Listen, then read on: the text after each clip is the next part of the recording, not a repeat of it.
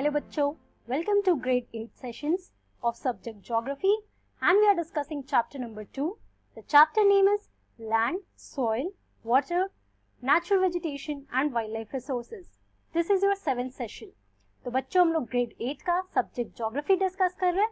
इसमें हम लोग चैप्टर नंबर 2 के बारे में डिस्कशन कर रहे हैं और चैप्टर का नाम है land, water, soil, natural vegetation and wild life resources. ये आपका 7th सेशन है. So let's start. तो एक बार ब्रीफ रिकैप कर लेते बच्चों की लास्ट क्लास में हम लोगों ने क्या क्या कवर किया था. तो लास्ट क्लास में हम लोगों ने अपनी नई टॉपिक शुरू की थी and it was about water. Water में हमने देखा था डिफरेंट सोर्सेज ऑफ वाटर है, ओशंस के फॉर्म में, लेक्स के फॉर्म में, स्ट्रीम्स के फॉर्म में, पॉन्ड्स के फॉर्म में, राइट. तो हम लोगों ने बेसिकली देखा जो सलाइन वाटर है वो हमारा ओशंस में रहता है, right. 97% of water is saline, that is in the form of ocean. Fresh water 3% है, that is in the form of glaciers और आइस शीट या फिर सरफेस वाटर पे रिवर्स और लेक्स, नहीं तो फिर ग्राउंड वाटर, राइट. तो हमने सबका परसेंटेज भी देखा था. We talked about the distribution of water on earth surface. 3/4 of the earth surface is covered with water and 1/4 is covered with land. Okay, अब हम लोग आगे अपनी डिस्कशन को कंटिन्यू करते हैं. तो जैसे लास्ट क्लास में मैंने आपको बताया था बच्चों कि वाटर की जो वॉल्यूम है that is always constant. We can't add और सब्ट्रैक्ट द वाटर. लेकिन ये क्या होता है, एक फेनोमेना है that is the water cycle. और ये अपने फर्स्ट चैप्टर में भी जब हम लोग हाइड्रोस्फीयर की बात कर रहे थे तब हम लोगों ने उसमें पढ़ा था वाटर साइकिल के बारे में. तो इस फेनोमेना के थ्रू वॉल्यूम में इंक्रीज और डिक्रीज होते रहता है वाटर का, जो भी फॉर्म में होता है, जो भी वाटर बॉडीज में होता है, ओशियन, सीज, लेक्स, इन सब में वॉल्यूम इंक्रीज और डिक्रीज होती है. तो let us see again the phenomena of water cycle. Okay, so water is in constant motion, cycling through the oceans, the air, the land and back again through the processes of evaporation, precipitation and runoff. This is referred to as the water cycle. तो हम लोगों ने water cycle के बारे में पढ़ा था. ये कांस्टेंट साइकिल है जो हमारे नेचर में this keeps on repeating back to back, right? और किस फॉर्म में होता है, इवापोरेशन के फॉर्म में होता है, फिर कंडेंसेशन होता है और प्रेसिपिटेशन होता है. तो एक बार ब्रीफ रिकैप कर लेते हैं वाटर साइकिल का. ये देखो बच्चों अर्थ सरफेस है, राइट. ये सी है अर्थ सरफेस पे. तो ओशियन या सी से कभी भी अगर वाटर सन की हीट से इवापोरेशन होता है, इवापोरेशन की वजह से वाटर लेवल जो वाटर है वो राइज करता है एयर में, that is in the form of water vapour. फिर ये ऊपर जाके क्लाउड, जब यहाँ पे ये लोग कोल्ड एटमॉस्फेयर में आते हैं, द टेम्परेचर कूल्स डाउन, तो वाटर वेपर का फॉर्मेशन होता है. वाटर वेपर का फॉर्मेशन जब होता है they form the clouds, formation of cloud happens और उसके बाद हमारा प्रेसिपिटेशन होता है. प्रेसिपिटेशन यानी water comes on the earth surface in the form of rain, right. तो ये पूरा प्रोसेस आपका चलता है इवापोरेशन का, then the condensation and then the precipitation and again the collection of water in the form of rain again in the ocean या फिर सी, कोई भी वाटर बॉडी में, राइट. तो ये आपका वाटर साइकिल है. So it is the water is always in this constant motion और cycling through the ocean, air, land, right. तो ये वाटर साइकिल बहुत इंपॉर्टेंट फेनोमेना है जिसकी वजह से हमारे अर्थ सरफेस पे आप रेन देखते हो, right. The rain that you feel, ये वाटर साइकिल का एक कांस्टेंट फेनोमेना जो है हमारे अर्थ सरफेस पे होते रहता है. अगेन जब हम लोग वाटर की बात कर रहे हैं बच्चों तो लेट अस नॉट फॉरगेट कि वाटर हमारे लिए सबसे मोस्ट बेसिक नेसेसिटी है. मैं ये चीज रिपीट करते जा रही हूँ. तो एक बार हम लोग यूजेस ऑफ वाटर देखते हैं. तो जब आप डोमेस्टिक पर्पसेस में आप बात करते हो तो लेट अस सी कि हम लोग वाटर को किस किस चीज के लिए यूज करते हैं on the daily basis. Obviously drinking, cooking, bathing, that is washing ourselves, right? Washing clothes, washing cooking utensils. इसके अलावा एग्रीकल्चर में अगर आप गार्डन आपके घर में है तो गार्डनिंग में आप जब वाटर, आपको सारे प्लांट को वाटरिंग करना होता है तो उसके लिए भी यूज होता है.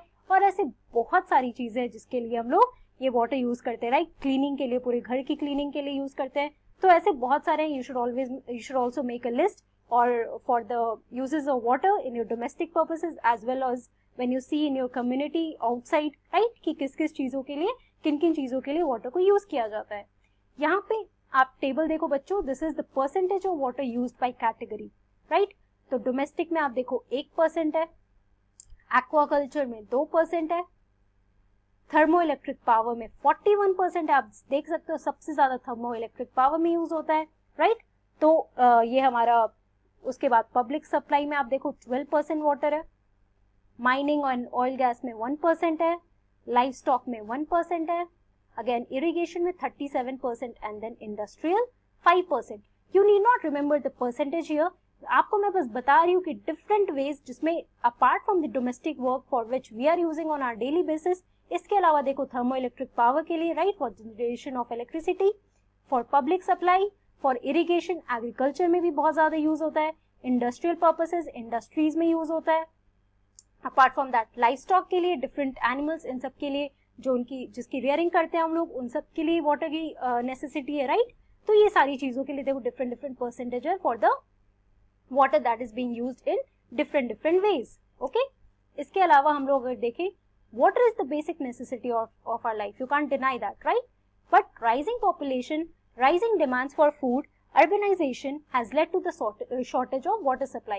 Obviously, जितना हमारा डिमांड बढ़ते जा रहा है, जितना हमारा पॉपुलेशन बढ़ते जा रहा है फॉर डिमांड ऑफ फूड, तो फूड कहाँ से आता है बच्चों, तो वो एग्रीकल्चर के थ्रू होता है, राइट. जितने भी प्लांट्स और क्रॉप्स है उनके थ्रू आता है, एग्रीकल्चर में वाटर यूज होता है, तो इनडायरेक्टली अगर हम फूड की डिमांड हमारी बढ़ रही है तो मतलब यानी एग्रीकल्चर में आपको वाटर की यूसेज बहुत ज्यादा बढ़ेगी, राइट. अर्बनाइजेशन, जितना अर्बन एरियाज में लोग डेवलपमेंट होते जा रहा है उतना ज्यादा वाटर की necessity for different purposes, for public supply, for irrigation, for your domestic use. तो इन हर चीज के लिए वाटर की डिमांड काफी ज्यादा बढ़ रही है, जिसकी वजह से it has led to the shortage of water supply. यहाँ पे आप देखो इस टेबल में the uses of water, domestic use, right. अगर इकोनॉमिक यूज की हम बात करें, डोमेस्टिक यूज में आपने देख लिया कंजम्पशन, हाइजीन, इम्यूनिटी, इन सारी चीजों के लिए आपको भी पता है कि डोमेस्टिक यूज में क्या क्या आता है, राइट. फिर इकोनॉमिक यूज में आप देखो इंडस्ट्रियल सेक्टर या फिर मैन्युफैक्चरिंग में, राइट, इंडस्ट्रीज ये सब में करो, या फिर टूरिज्म इंडस्ट्री में, वहां पे वाटर की बहुत ज्यादा यूज होती है, एग्रीकल्चर में, right. Water is used for growing crops, rice, rubber, coffee, cotton. तो जितने भी क्रॉप्स, जितने भी डिफरेंट क्रॉप्स है, किसी किसी में वाटर की क्वांटिटी बहुत ज्यादा चाहिए होती है तो उसमें वाटर का बहुत ज्यादा यूसेज होता है, right. Also water is used for the manufacture and maintenance and cooling of generators. जो हमारे जनरेटर्स होते हैं उसके लिए भी वाटर की बहुत ज्यादा नेसेसिटी है. तो इन सब चीजों में आप देख सकते हो कि वाटर का कितना यूसेज है और पॉपुलेशन डिमांड, राइट. आप इन सब चीजों के अलावा जब हमारा पॉपुलेशन बढ़ते जाता है तो उसकी वजह से डिमांड बढ़ती है, चाहे वो लैंड की बात हो या फिर वाटर की बात हो. So this has led to the shortage of water supply.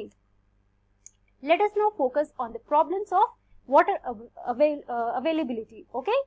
So आप इस पिक्चर में देखो, this is again the world map here, और आप देखो कि किस किस रीजन में आपको ये जो बिल्कुल डार्क ब्राउन एरिया है बच्चों, वहां पे आप देखो बहुत ज्यादा वाटर स्कार्सिटी फेस करने को मिल रहा है. तो अफ्रीकन रीजन में आप देख सकते हो, ऑस्ट्रेलिया के रीजन में आप देख सकते हो, इंडिया में भी, और थोड़ा सा इस एरिया में आप देखो, बिल्कुल आप वेस्ट एशिया इधर की बात करोगे तो इस सारी रीजन में.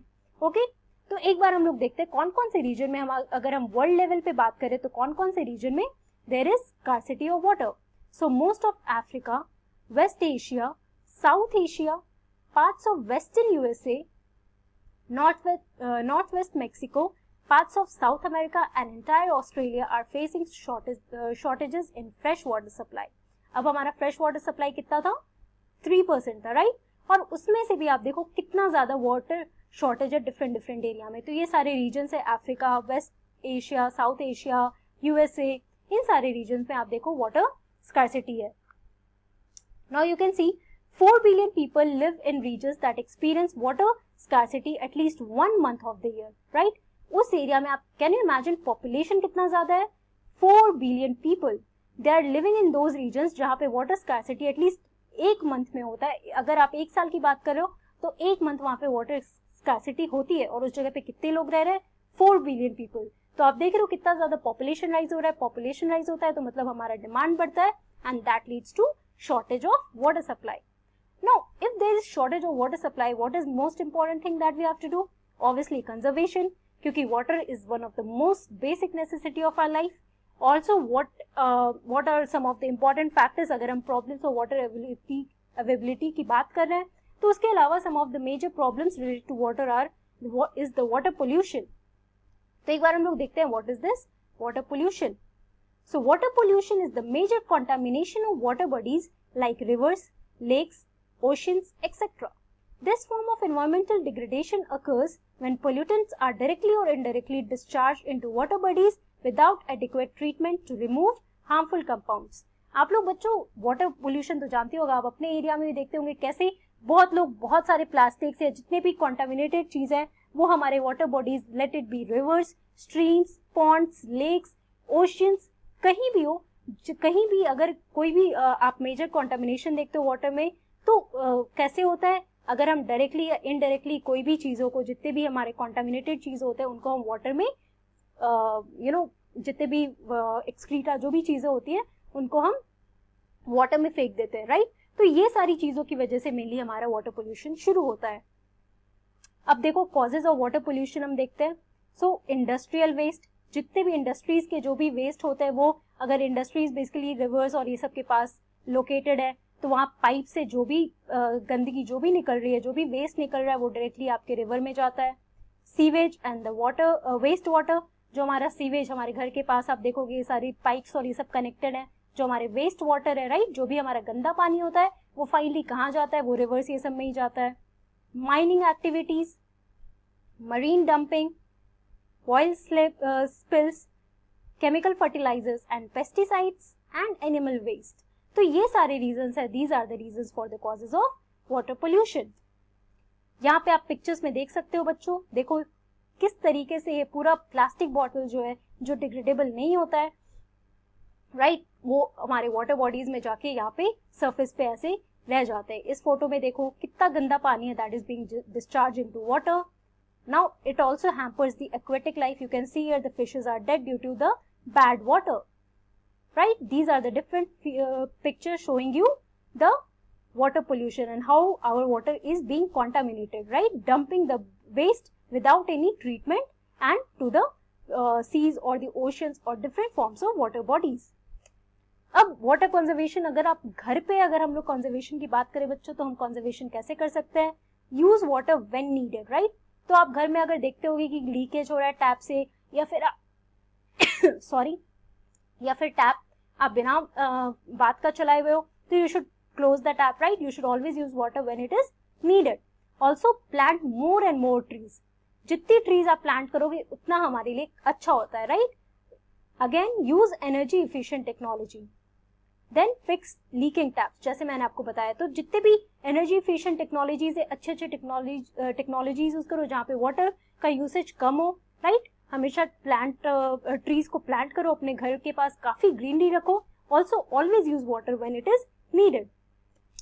Apart from that some other ways to conserve water is that forest and other vegetation cover slow the surface runoff and replenish the underground water, right। तो जो surface से जो water निकल जाता है, right, the surface runoff, तो हमारा जितना भी forest vegetation होता है, जितने plants आप लगाओगे that checks the water flow, right, तो जितने भी underground water है उसको वो replenish करता है हमारे trees और plants। तो इसीलिए हमेशा कहा जाता है कि avoid deforestation and always plant more and more trees। Apart from that, another process here is the rain water harvesting. Rain water harvesting में देखो इस फोटो में जब भी रेन होता है जो हमारे घर के स्लोप से वाटर निकलता है वो एक पाइप से कनेक्टेड होता है और वो अंडरग्राउंड वाटर में स्टोर किया जाता है, या फिर वो इरिगेशन पर्पस के लिए यूज होता है, नहीं तो फिर बाद में कोई और फ्यूचर पर्पस के लिए वो वाटर को यूज किया जाता है। तो this is the whole process of rain water harvesting, कि रेन वाटर को आप स्टोर कर रहे हो as an underground water and using it for future purposes, okay.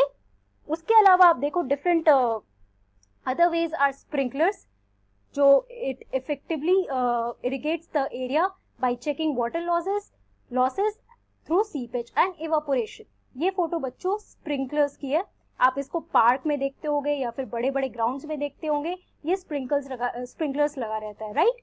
Also trickle irrigation, so for the dry regions with high rate of evaporation वहां पे trickle irrigation होता है। A trickle irrigation system applies water in the root zone, right। तो dry region में जहाँ पे वो बहुत ज्यादा गर्मी होती है, बहुत ज्यादा हाई रेट ऑफ इवापोरेशन होता है, ट्रिकल इरिगेशन क्या करता है वहाँ पे, so it applies water to the root zone, जिसकी वजह से हमेशा यहाँ पे वाटर अवेलेबिलिटी होती है। It also maintains the moisture and also keeps the water in good form here, right. तो आज की क्लास में बच्चों इन शॉर्ट हम लोगों ने क्या क्या पढ़ लिया है, हम लोग ने वाटर साइकिल के बारे में पढ़ लिया है, यूजेस ऑफ वाटर देख लिया है, प्रॉब्लम्स ऑफ वाटर अवेलेबिलिटी देखा एंड कंजर्वेशन ऑफ वाटर के बारे में पढ़ा. नेक्स्ट क्लास में we are going to talk about vegetation. Okay, thank you.